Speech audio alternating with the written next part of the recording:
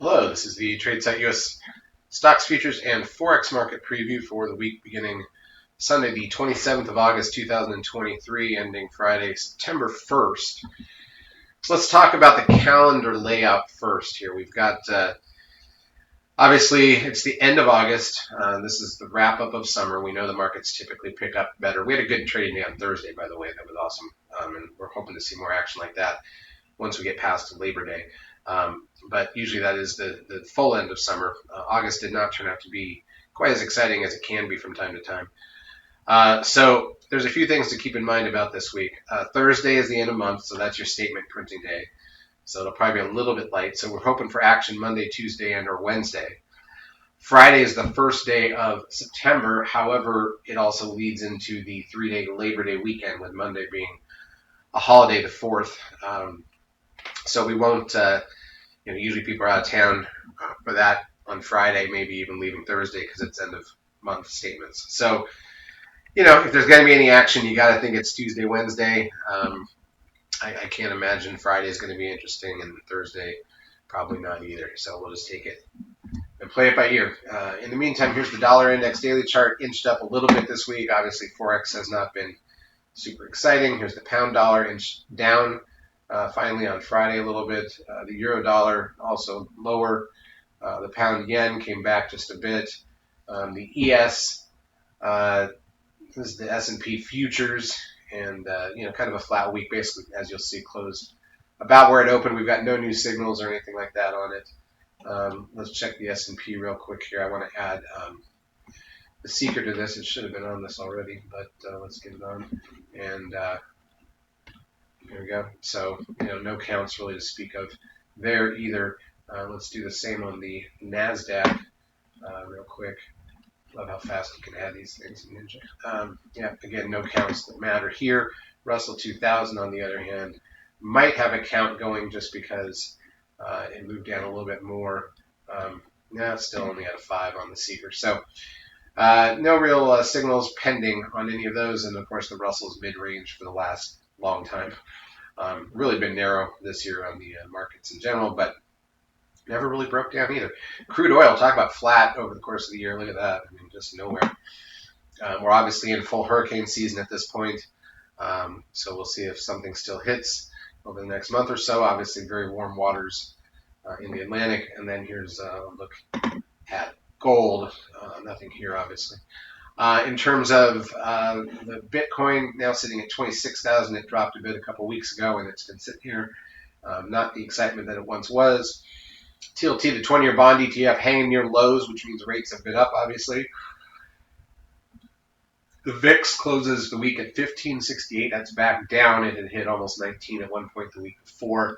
Advanced decline ratio back and forth, but a little more negative this week. More days that really weren't much, except for Wednesday was a positive. The trend closing here but as you can see, the blue line being the 0.85 level, the orangish line being the 10-day moving average on the trend, and we have not closed under that yet. So that would have been the sell signal. It's hard to get that when you got such a big reading back on Wednesday. But obviously Thursday dropped quite a bit, so it's going to be a while before those two numbers drop off. Although, let's see, 1, 2, 3, 4, 5, 6, 7, 8, 9, 10. Yeah, that one from back in early August is already gone. So, unlikely that we're going to get the sell signal there anytime soon. The ES is the intra-week action 10-minute candle. So you can see the last Friday on the far left, kind of just small gap up Monday, filled and went a little bit higher. Tuesday gapped up, got a 13 sell signal on the 10-minute chart. That was the high of the day. Came back at that point. You're pretty even for the week. Wednesday, a small gap up and pushed higher. Thursday, a small gap up, and then filled the gap, went lower, and that puts us back to even for the week. Closing out the day with a 13 buy signal on the 10-minute chart, which gave us a little pop for the open on Friday. Dipped down at that point. We were negative for the week. Came back, played by lunchtime on Friday. We're dead even for the week, and then we rallied a couple of points. So it's a very limited action there in the NASDAQ. A little bit, pretty much the same thing, but a little bit different look on the NASDAQ here, obviously. All right, in terms of some of the key stocks that we like to watch, here's Apple. Let's look for counts and chart patterns. No real pattern there. Amazon, no count, no pattern, just kind of drifting back down from the highs. Meta, same deal, nothing here, no key levels to watch. Google had been flat, holding up better than most of them, up near the highs. Actually made new highs on Wednesday and on Thursday. Goldman Sachs, uh, you know, pretty flat week actually in Goldman. Netflix, not much here this week, and it's been sitting here for a couple months. Tesla, no count, no pattern. Bounced a little bit this week after pulling back. Before that, Nvidia hangs near the highs on earnings, which caused the gap up, and not much there. And Zoom has done not much at all. So that is the current look at some of the key stocks. Obviously, we've got whatever going on in the market, as you can see. Let's take a look at our economic data coming out this week. So this is going to be the week ending September 1st. Here in the U.S., nothing on Monday at all. Bank holiday in the U.K., by the way. So that might slow us down a little bit. Forex will probably be dead. UK is kind of the center of the Forex world.